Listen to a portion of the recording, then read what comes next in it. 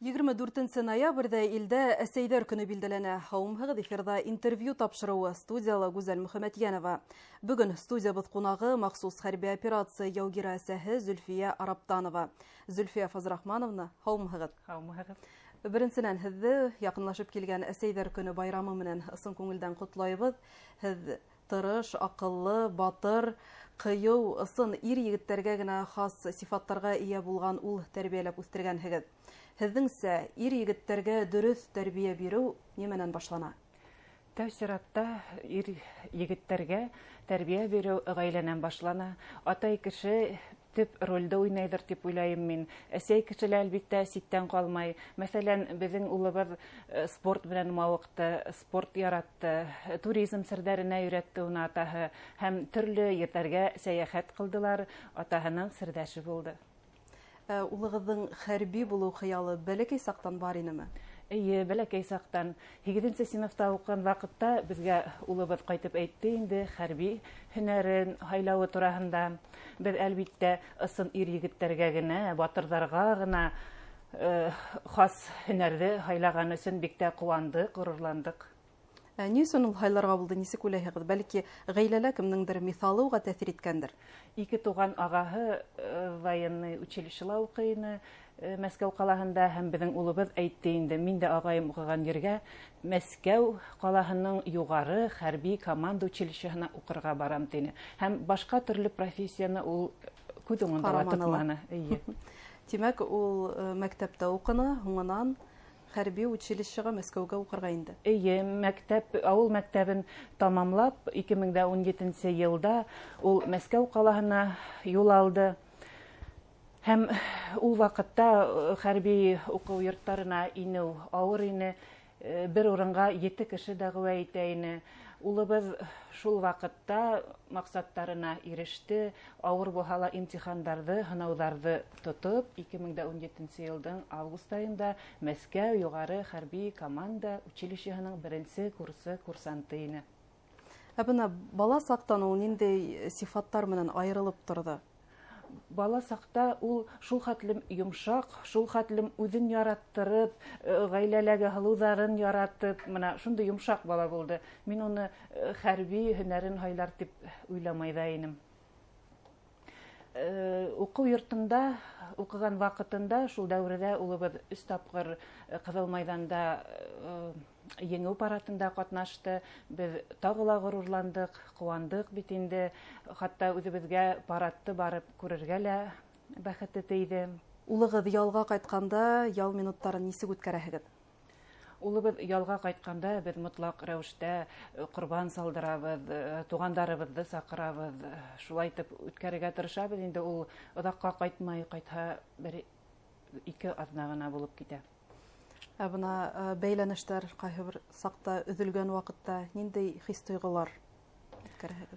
Сабырлык менән көтөргә тырышабыз инде. Менә әйтергә кәрәк, улыбыз хәрби уку йортын тамамлагаста, юлланма буйынса Тыва Республикаһының Кызыл калаһына эшкә юнәлтелде һәм ҡәнәғәт рәүештә ул эшен башлап ебәрде, әммә оҙаҡ эшләргә тура килмәне уға. Һәм февраль айының 23 көне улыбыз кис көне шылтыратты. Атай, әсәй, мине юғалтмай торығыҙ, мин оҙаҡ ҡына бәйләнешкә сыға алмам. Телевидение аша ишеттек махсус хәрби операция башланғанын. Төгәл 2 атна үткәс, улыбыз 9 март көне шылтыратты. Үҙегеҙ күҙ алдына китерәһегеҙҙер инде. Йәп-йәш офицер, яңы ғына уҡыу йорто тамамлаған командир, һалдаттары өсөндә яуаплыҡ тотҡан йәш офицерҙың 1-нче шылтыратыуы.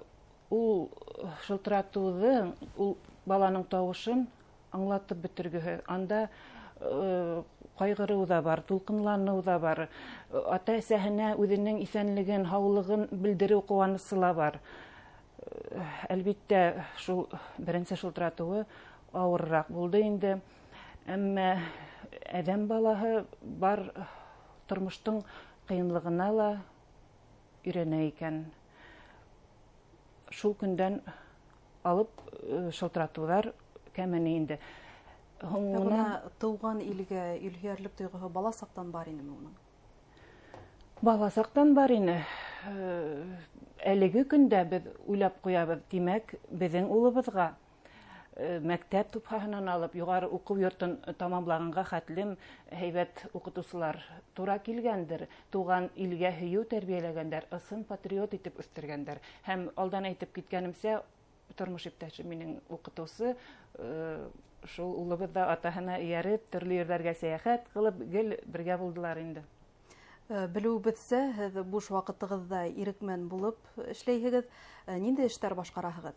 Авыл биләмәһе хакимиятендә эшләр идарасы вазифаһын башкарам.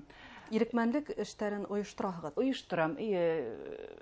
Эшем буенча авыл биләмәһенә караган бөтә авылдарның халкын бергә туплап, финанс ярдәм, матди ярдәм күрһәтәбез инде. Хатын-кызлар теге озак бозылмай торган продукция, сәксәк кебек әйберләр бешерәләр.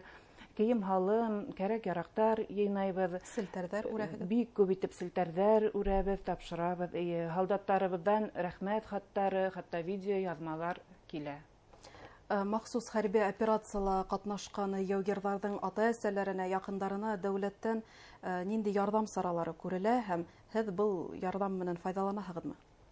Үзебез әлегә ярдәм менән файдаланганыбыз юк, әмма ишетеп беләбез, түләүле һаулык һаклау учрежденияларында яугирләрнең ата-әсәләре, балалары бушлай һаулыктарын ныгыта алалар.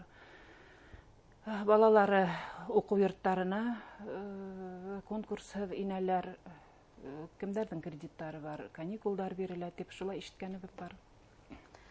Һәм ирекмәнлек эшенә әйләнеп кайтканда, был әлбиттә был ярдәм бик мөһим улар өчен һәм кәрәк. Әлбиттә кәрәк. Ярдәм иткән халыкка әлбиттә изге теләктәр генә инде, изгелекләре үзләренә әйләнеп кайтһын. Был бит үзебезнең егетләребез өчен, үзебезнең һалдаттарыбыз өчен берәһелә бушка түгел. Еңү өчен, барыһы еңү өчен. Яңрак кына каты яраланды дигән хәбәр килде. Кайда дәваланды, кайда дәвалау курсы үтте? 2 июнь көне улыбыз шылтыратты. Атай, әсәй, минең өчен һугыш бетте тине. Без бит инде аптырап калдык. Шул вакытта ул үзенең каты яралануын әйтте. Мина ярсыгы улыбызның уң аягына 3 урындан үтеп ингән ине. Новосибирск, Санкт-Петербург калаларында һаулыгын ныгытырга тырыштылар инде. 1 ярсыгын алдылар, 2 ярсыгы аягында турып калды. Әлеге көндә лә ул шул ярсыктар менән йөрөй. Һаулыгын ныгыткандан һуң ул яңынан сафка басты. Без инде моны дөрес итеп кабул итәргә тырыштык, чөнки ул уның хайлаган профессияһы, ул хәрби кеше, ул эшен дәвам итәргә тиеш дип кабул иттек. Әлеге вакытта улыгыз хәрби эшен дәвам итә инде. Улыбыз әлеге вакытта хәрби эшен дәвам итә, үзенең каданыштары менән безне куандырып тора. Бөек Рәсәйебезнең дип әйтәйек, бөек бер калаларында яңа хәрби часть асылды. Бик зур конкурс үткәндән һуң инде безнең улыбызны ошо частьнең командирының заместителе, урынбасары итеп тәгаенләнеләр. Һәм тап ошо көндә, менә бүгенге көндә Новосибирск каласында улыбыз капитан дәрәҗәһенә өлгәште. Улдарын, тормыш иптәшләрен, аталарын махсус хәрби операциянан исән-һау әйләнеп кайтканын көткән якындарына, гомумән безнең тамашачыларыбызга әйтер һүзегез? Мусулмандарга гына хас сабырлыктар менән улдарыбызны, кемдер тормыш иптәшләрен исәнлектә, һаулыкта көтеп алырга насип булһын. Батырларыбызга көч, куәт биреп, исәнлектә, һаулыкта яшәргә насип булһын. Зөлфия Фазрахмановна, әңгәмәгез өчен рәхмәт. Улыгызның һәм барлык махсус хәрби операцияларда катнашучы яугирларның еңү менән исән-һау әйләнеп кайтуларын теләп, без сезнең белән хушлашабыз. Һау булыгыз.